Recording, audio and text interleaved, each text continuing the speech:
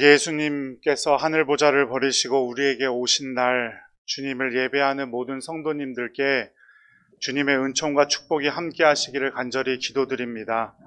특별히 오늘 우리 동산교회를 처음 방문해 주신 모든 분들께 더 큰 은혜가 넘치기를 축복합니다. 오늘 이 기쁜 날에 여러분과 제가 함께 은혜 받을 말씀은 히브리서 말씀인데요. 히브리서 기자의 고백을 통해서 우리에게 오신 예수님께서 이 땅에서 우리에게 해주시는 일이 무엇인지, 그리고 그 기쁨의 소식이 우리에게는 어떤 의미인지를 살펴보고 은혜 나누고자 합니다. 그동안 성탄절 하면 동방박사, 목자, 또 이사야 선지자 이런 분들의 고백은 많이 들어봤지만 우리 오늘 12장 2절에 나와 있는 히브리서 기자의 고백을 함께 나누며 은혜 받기를 간절히 바랍니다. 히브리서 기자는 예수님에 대해서 두 가지로 정의하고 있어요. 첫째는 예수님은 믿음의 주라는 것이죠. 믿음의 주라는 것은 믿음 세계의 주인이 되신다라는 의미예요. 여기서 말하는 주인이란 아르케곤이라는 헬라어 단어인데 지배자라는 뜻이에요. 믿음의 세계의 지배자. 그리고 둘째는 예수님은 온전하게 하시는 이다 이렇게 말씀하셨습니다. 온전하게 하신다는 의미는 완성자라는 의미가 담겨져 있는 거예요. 이것을 합치면 우리가 믿는 예수 그리스도는 아기 예수의 모습으로 이 땅에 오신 분으로 믿음 세계의 지배자시고 우리의 모든 것을 완성하시는 분이다라고 볼 수 있습니다. 그러니까 우리는 예수님 안에서만 우리의 믿음을 이룰 수가 있고 또 우리의 삶의 과정 하나하나를 모두 책임져 주시는 분이 우리 예수님이란 의미입니다. 가장 먼저 예수님께서 우리를 온전케 하시는 부분은 바로 영입니다. 영. 예수님께서는 요한복음 6장 말씀에 보니까 살리는 것은 영이다 이렇게 말씀하셨어요. 영이란 믿음의 세계를 말하는 것이고 영은 우리의 믿음을 살립니다. 영은 하나님과의 교제하고 소통하는 차원을 말하는 거죠. 인간 존재의 가장 내면적인 부분이고 성경에서는 신적인 본성이라고도 기록되어져 있고 하나님의 형상이라고도 기록되어져 있는 것이 바로 우리의 영입니다. 우리의 영이 있기 때문에 볼 수도 없고 만질 수도 없는 하나님을 우리는 만나게 되고 그 하나님과 소통할 수 있게 되는 것이죠. 유한한 인간이 무한한 하나님의 진리를 깨닫는 것, 순종할 수 있는 것 모두 우리의 영이 있기 때문입니다. 그래서 우리는 영이 살아야 하고 영이 살아야 평안함과 기쁨을 누릴 수가 있습니다. 그리고 영안이 열려야 지금 여기서 미래에 펼쳐질 천국을 볼 수 있게 되는 거죠. 미국 대사관이 없는 나라는 있어도 코카콜라가 들어가지 못한 나라는 없다 이런 말이 있어요. 그만큼 코카콜라가 유명하다는 말이죠. 코카콜라 회사의 창립자는 원래 술주정뱅이였어요. 그러나 좋은 아내를 만나서 하나님을 믿게 되었고 그렇게 좋은 아내와 생활을 해가던 중 어느 날인가 또 술의 유혹을 이기지 못하고 만취해서 집으로 돌아가는데 하늘에서 천둥과 같은 소리가 들렸어요. 내가 돌이키면 새 사람이 되거니와 이대로 가면 너는 죽고 멸망하리라 라는 음성을 들은 거예요. 그래서 그때부터 정말로 술을 끊기로 결단한 사람이 되었습니다. 그런데 맨날 술주정뱅이로 살았으니 먹고 살 것이 없었겠죠. 그래서 이들 부부는 하나님께 나와 하나님 우리 부부가 먹고 살 수 있게 도와주세요 라고 기도했습니다. 그런데 이 남편이 배운 게 도둑질이라고 술을 안 마셔도 괜찮을 법한 뭔가 짜릿한 것이 무엇이 있을까라고 고민하다가 발명해낸 것이 바로 코카콜라라는 거예요. 어떻게 해서든 내 영을 하나님께 맞추고 살아가려고 노력하면 반드시 우리 주님께서 도우실 줄로 믿습니다. 둘째, 예수님께서 우리를 온전케 하시는 부분은 혼입니다. 혼. 성경은 분명히 인간을 영과 혼과 육으로 나누고 있어요. 혼은 우리의 정신, 우리의 생각 말하는 거예요. 그래서 이 혼을 우리나라 말로는 넋이라고도 하고 얼이라고도 하는데, 그래서 좀 멍하게 있는 사람 보고 뭐라 그래요? 넋이 나갔다라고도 하고 얼이 빠졌다라고도 하죠. 예수님을 잘 따라가면 악한 생각이 선한 생각으로 바뀌고 긍정적인 생각이 떠오르고 같은 상황과 같은 것을 보고서도 그전에는 절망적인 생각이 소망의 생각으로 변하게 되는 겁니다. 예수님께 붙들린 사람은 똑같은 사람을 보고도 긍정적인 면만 바라보게 돼요. 하지만 그렇지 못하면 부정적인 면만 바라보고 어떻게 해서든 안 되는 것만 생각하게 된단 말입니다. 우리 그리고 정죄하게 되고 비판하게 되는 거죠. 우리 자녀들에게 아무리 정신 차려라 해도 잘 말 듣지 않습니다. 하지만 자녀들이 진정으로 예수님을 만나면 우리의 혼을 온전케 하시는 우리 예수님께서 분명히 정신 차리게 해주실 겁니다. 러시아의 대문호인 톨스토이도 나의 회심이라는 글에서 이렇게 말했어요.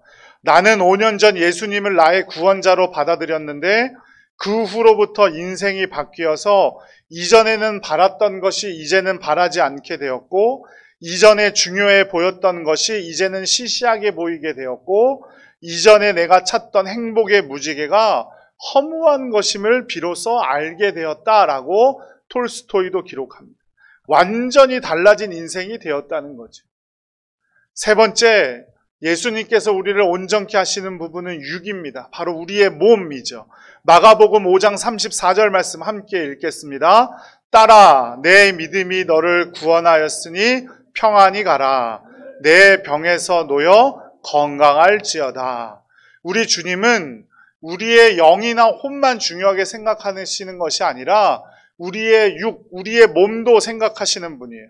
우리의 육신도 중요하게 여기시고 우리의 육신도 온전케 하시는 분이신 줄로 믿으시기 바랍니다. 아직도 많은 치유의 역사가 일어나고 많은 간증거리가 넘치고 있지 않습니까? 남의 이야기가 아니에요. 우리 교회 잘 보세요.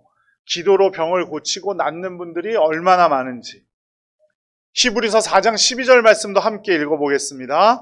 하나님의 말씀은 살아있고 활력이 있어 좌우의 날선 어떤 검보다도 예리하여 혼과 영과 관절과 골수를 찔러 쪼개기까지 하며 또 마음의 생각과 뜻을 판단하나니. 아멘. 우리의 혼과 영을 찔러 쪼갤 뿐만 아니라 하나님의 말씀은 우리의 관절과 골수, 즉 우리의 육신도 찔러 쪼개기까지 할 정도의 능력이 있음을 믿으시기 바랍니다. 갑자기 혈뇨를 보게 되었는데 의사 선생님한테 가기가 겁이 나셨어요. 한 권사님께서. 이 권사님도 의사 선생님인데. 근데 부인은 장로님이셨거든요. 부인이 권유했어요. 그러면 성경 말씀을 좀 한번 읽어보는 게 어떻겠냐고.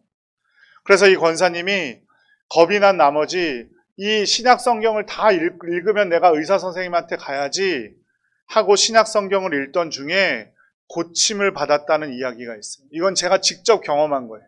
전에도 한번 말씀드린 적이 있어요. 하나님의 말씀은 이처럼 능력이 있고 그것은 분명히 하나님께로부터 나오는 것임을 믿으시기 바랍니다. 우리의 육신을 온전케 하시는 하나님을 믿는 여러분들 되시기를 간절히 바라요. 어떤 사람이 자동차를 타고 시골길을 가던 중에 차가 고장이 났어요. 너무 시골이어서 차도 다니지 않고 그때는 전화도 있을 때도 아니고 한참 기다리고 있는데 어떤 멋진 차가 한 대 섰는데 어떤 노년의 신사가 그 차에서 탁 내리더니 제가 한번 차를 손봐도 되겠습니까? 이렇게 말을 하더라는 거예요. 그런데 이 사람이 보니까 차 주인이 그 노년의 신사가 옷도 너무 고급스럽고 차도 너무 좋은 차여서 아유 저 부자가 무슨 이 차를 고치겠어? 그래서 차에 대해서 좀 아시나요? 이렇게 물어봤다는 거예요. 어르신 같은 신사분이 무슨 자동차를 아시겠어요? 기사 두고 이렇게 다니시는 분이. 그런데 그 노신사가 누구였냐면 바로 미국의 자동차의 아버지라고 불리우는 헨리 포드였다는 거예요. 자동차를 만든 사람이 자동차의 구조를 제일 잘 알지 않겠어요? 그죠? 마찬가지로 우리의 몸을 만드시고 지금까지 살게 하시는 하나님께서 우리의 체질까지 전부 아시고 우리 주님께서 우리의 몸을 가장 잘 아시지 않겠습니까? 주님께서 우리의 육신도 고치실 줄로 믿습니다. 이사야 선지자는 앞으로 올 메시아 즉 예수님께서 채찍에 맞음으로 우리가 나음을 입게 될 것이라고 예언했습니다. 우리 주님께서도 우리의 육신도 고치시고 평안하게 하실 줄로 믿으시기 바랍니다. 오늘 예배 중에도 치유의 역사가 나타나기를 간절히 축원합니다. 마지막으로 네 번째, 우리 주님께서는 우리 범사까지도 온전케 하시는 분이에요. 요한 3서 1장 2절 말씀 함께 읽어보죠. 사랑하는 자여 내 영혼이 잘됨 같이 내가 범사에 잘되고 강건하기를 내가 간구하노라. 여러분, 불황의 때라고 해서 전부 안 되는 것도 아니고요, 호황의 때라고 해서 전부 잘 되는 것도 아니에요. 제 친구 자랑을 한번 해볼게요. 저와 어린 시절 같이 신앙생활을 했던 친구가 있어요. 지금 폐기물 처리, 철거 이런 사업해요. 직장 생활을 하다가 자기 동서의 권유로 한 5년 정도 그 동서 회사 밑에 들어가서 직장 생활을 하다가 그 일을 배우고 독립했어요. 엄청 힘들었어요. 처음에 일도 안 되고 영업 수완이 없는지 이게 일이 잡히지가 않는 거예요. 도무지. 겨우 동서 회사가 바빠서 안 되는 거 하나 던져주면 그 일하고 그 일하고. 그러니까 그 가정이 어떻게 되겠어요? 경제적으로 힘들어졌겠죠. 가정의 위기가 올 정도로 힘들어졌고 결국 우리 친구가 이혼을 하게 됐어요. 그래서 이제 집도 절도 없으니까 뭐 본가로 들어갔죠. 아버지 어머니 사시는 본가로 들어갔는데 어머니가 매일 새벽 기도를 가시는 거예요. 자기 신세는 사업도 안 되고 이혼까지 해서 본가에 들어와서 살고 하니까 어머니께 너무너무 죄송하더래요. 그래서 어머니 따라 새벽 기도를 나가기 시작했어요. 그리고 일이 없으니까 시간도 남고 그러니까 정말 할 것도 없어서 교회 일을 하기 시작했어요. 폐기물 처리, 철거 이런 거 하면은 포터가 꼭 필요하잖아요. 그 화물차. 그게 있으니까 교회에서 그거 필요하다 그러면 가서 자기가 일하고 이혼도 했고 그래서 교회 가기가 좀 창피했지만 왠지 그러고 싶어지더래요. 새벽 기도를 다니니까.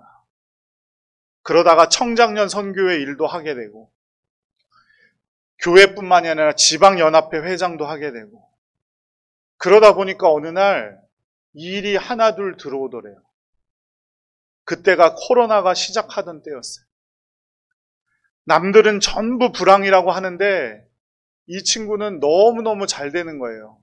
죄송하지만 문 닫는 가게들이 많아지니까 인테리어를 폐기하고 철거해야 되잖아요. 그러니까 원래대로 해놔야 되니까. 그러니까 그런 가게가 너무 많아지니까 이 친구는 일이 너무너무 잘 되는 거예요.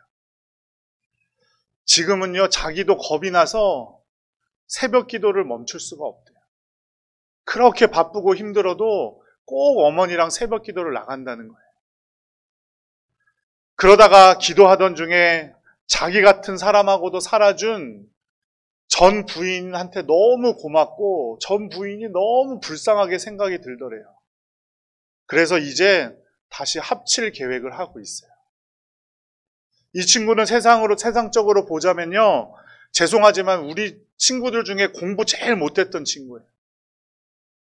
대학도 제일 안 좋은 대학 나오고. 그런데 지금은요, 제일 잘 살아요. 제일 좋은 차 타고. 지난번 모임에 갔는데 이 친구가 다 샀어요. 그것도 소고기. 남자 장정 6명이 모였으니까 얼마나 많이 먹었겠어요? 그러면서 하는 말이 주님께서 도우셨다고 자기도 고백해요. 우리 주님은 우리의 머리카락까지 세신 바 되신다고 성경은 기록합니다. 여러분들 머리 감을 때 머리카락이 몇 개나 빠지는지 혹시 세보시는 분 계세요? 세다가 아마 포기하실걸요? 머리카락까지 세신 바 되었다는 말씀은 그만큼 우리에게 필요한 게 무엇인지, 우리에게 정말 좋은 것이 무엇인지 다 알고 계시다는 말씀이에요. 우리 주님께서는 내가 그렇게 잘 되기를 원하신다는 말씀이에요. 우리의 인생은 내가 발버둥 친다고 되는 일이 아니에요. 우리 주님께서 도우셔야 할 줄로 믿습니다. 1997년 IMF 사태가 터질지 여기서 알고 계셨던 분 계세요? 그거 막을 수 있는 힘을 가지고 계신 분들 여기 계세요? 코로나 혹은 또 이번 계엄 사태가 날지 알고 계셨던 분 계십니까? 그거 다 막을 수 있는 힘이 있으세요? 그런 분들 아무도 없으시잖아요. 우리가 발버둥 친다고 되는 게 아니라니까요. 우리가 노력한다고 되는 일이 아니에요. 그래서 제가 항상 드리는 말씀이 생각하지 말고 기도하라고 권면드리는 거예요. 빌립보서 4장 19절 말씀 함께 읽겠습니다. 나의 하나님이 그리스도 예수 안에서 영광 가운데 그 풍성한 대로 모두 쓸 것을 채우시리라. 주님께서 우리의 삶을 풍성케 해주실 줄로 믿습니다. 우리의 영이 깨어있지 못하면 우리의 혼도, 육도, 우리의 범사도 악한 세력에 사로잡히고 말아요. 그러니 우리는 생각하지 말고 기도해야 합니다. 바둑판에 쓰이는 말 중에 장고 끝에 악수 온다라는 말이 있어요. 오래 생각해 보았지만 결국 악수를 선택하게 되었다라는 거죠. 우리도 마찬가지입니다. 우리의 생각은 한계가 있고 우리는 깨끗하지 못하기 때문에 온전케 하시는 분은 오직 예수님을 믿음으로 기도하면서 선택하셔야 합니다. 여러분의 삶에 어떤 것을 선택하시든 기도하고 결정하는 여러분들 되시기를 간절히 축복합니다. 마를린 몰로라는 여성 영화 배우를 아실 겁니다. 이름은 한 번쯤은 다 들어보셨을 거예요. 그 당시에 마를린 몰로라는 유명한 배우도 있었지만 콜린 타운센트라는 여배우도 있었어요. 이 둘이 라이벌이었어요. 누가 더 인기가 많다고 할 수 없을 만큼 라이벌이었는데 이 콜린 타운센트는 이른 나이에 은퇴를 선언합니다. 은퇴 기자회견 자리에서 이렇게 발표했어요. 저는 사랑에 빠졌습니다. 그러니까 막 플래시가 막 터지고 막 기자들이 질문을 해대고 감탄 소리가 여기저기서 터져 나왔죠. 누구와 사랑에 빠졌냐면 이 여배우의 대답은 바로 예수 그리스도이십니다. 나는 이제 영화 배우의 일을 그만두고 그분을 위해 살아가려고 합니다. 그리고 얼마 지나고 나서 이 여배우는 한 목사님과 결혼을 하게 되었고 그리고 선교지로 이 부부는 떠나게 되었어요. 세월이 지난 후 마릴린 몰로는 이 사모님을 만나게 되었고 이렇게 고백했다고 합니다. 우리가 같이 영화배우로 일할 때 나는 무슨 일이 있어도 스타가 되겠다고 결심했고 지금에 와서 그 꿈을 이루었지만 나에겐 진정한 행복은 없어. 나는 세상에서 가장 비참하고 불행한 사람이야 라고 고백했다는 거예요. 그리고 결국 이 마릴린 몰로는 어떻게 됩니까? 약물 중독으로 죽게 됩니다. 돈과 명예나 인기가 우리를 온전케 할 수 없어요.